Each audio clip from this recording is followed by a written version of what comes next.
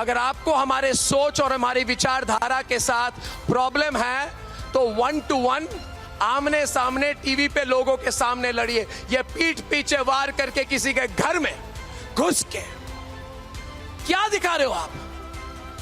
क्या दिखाया आपने? अर्णव गोस्वामी जेल से बाहर आ गए हैं। सुप्रीम कोर्ट ने जमानत दे दी है और इसके साथ ही उखाड़ने के शौकीन उद्धव ठाकरे की उखड़ गई है। उद्धव को क्या उखाड़ने का शौक है और क्या उखड़ गई है, ये उन्हीं से पूछा जाए तो बेहतर होगा।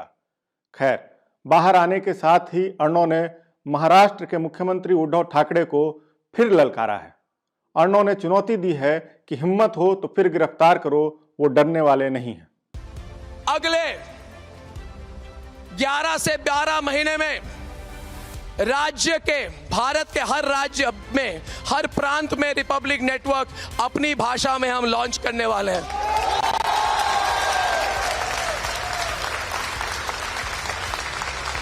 रोक सको तो रोक लो।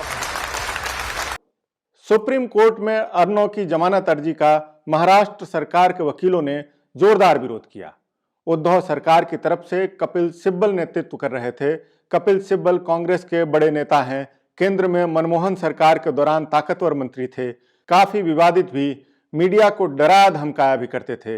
महाराष्ट्र सरकार में कांग्रेस भी शामिल है। ऐसे में कपिल सिब्बल का होना इस मामले को सियासी बनाता है। अगर कपिल सिब्बल ने इस मामले की पैरवी के लिए पैसे भी लिए हैं तो ये नैतिक भ्रष्टाचार का भी मामला है। सुनवाई के दौरान सिब्बल ने कहा कि सुप्रीम कोर्ट को ऐसे मामलों में सीधे दखल नहीं देना चाहिए। यह अभिव्यक्ति की आजादी का मसला नहीं है, आपराधिक केस है, किसी की जान गई है और उकसाने का आरोप अर्णव गोस्वामी पर है। ऐसे मामलों में जमानत की एक प्रक्रिया तय है। जस्टिस DY चंद्रचूड़ और जस्टिस इंदिरा बनर्जी की बेंच ने सिब्बल की इन दलीलों को सिरे से नकार दिया। जस्टिस चंद्रचूड़ ने काफी तल्ख टिप्पणी की। सुप्रीम कोर्ट खुश नहीं है, सभी हाई कोर्ट संवैधानिक कोर्ट होते हैं, मगर देखा जा रहा है कि एक के बाद एक व्यक्तियों की स्वतंत्रता से जुड़े मामलों में उच्च अदालतें सही फैसले नहीं ले रही हैं। अगर हम भी आज दखल नहीं देंगे तो बेशक हम एक ऐसे रास्ते पर अग्रसर होंगे जहां व्यक्तियों की स्वतंत्रता खतरे में होगी।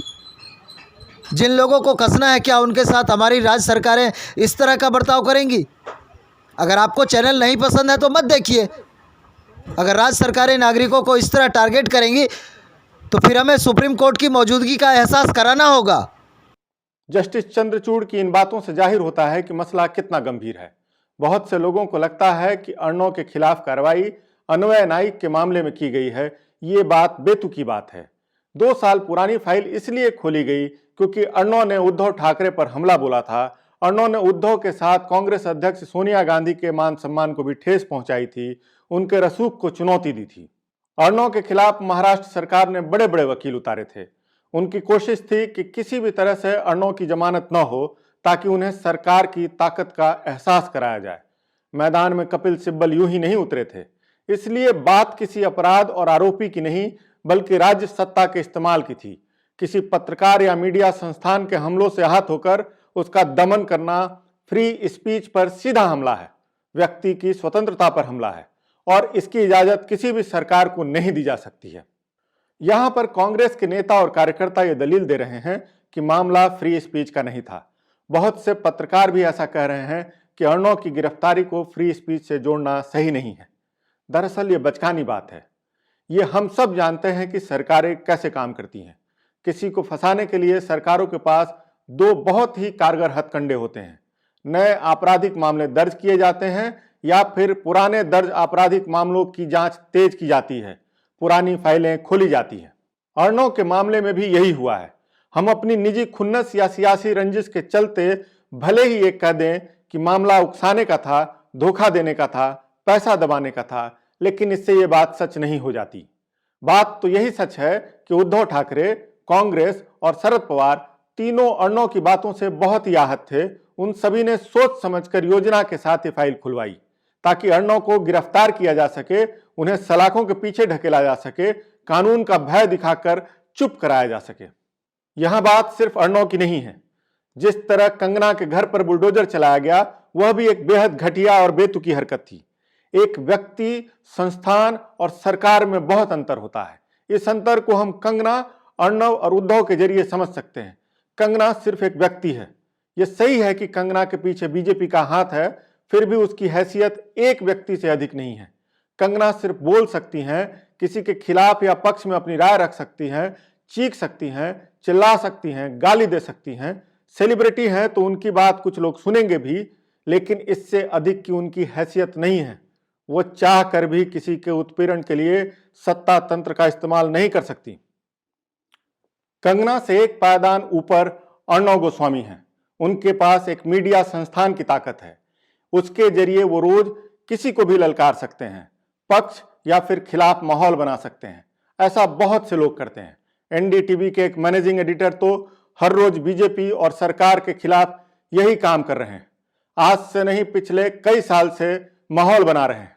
कभी स्क्रीन काली कर देते हैं तो कभी सफेद। फिर भी अर्णव या एनडीटीवी की हैसियत इतनी नहीं है कि यह सत्ता तंत्र का इस्तेमाल करके किसी को कुचल सकें। उनकी हैसियत भी सीमित है। अर्णव और कंगना की तुलना में उद्धव ठाकरे की ताकत असीमित है। उद्धव ठाकरे के पास महाराष्ट्र जैसा बड़ा प्रदेश है, वहां उनके पास पुलिस है, उनके पास अन्य जांच एजेंसियां हैं, उनके पास बुनियादी सुविधाओं से जुड़े महकमे हैं। कम शब्दों में वो सरकार हैं। वो चाहेंगे तो महाराष्ट्र में किसी को भी बर्बाद कर सकते हैं। दिन हो या रात उसे उठवा सकते हैं, सलाखों के पीछे भिजवा सकते हैं, सत्ता तंत्र का इस्तेमाल करके उसका दमन कर सकते हैं। किसी का मकान, किसी की दुकान सब गिरा सकते हैं, उसे सड़क पर ला सकते हैं।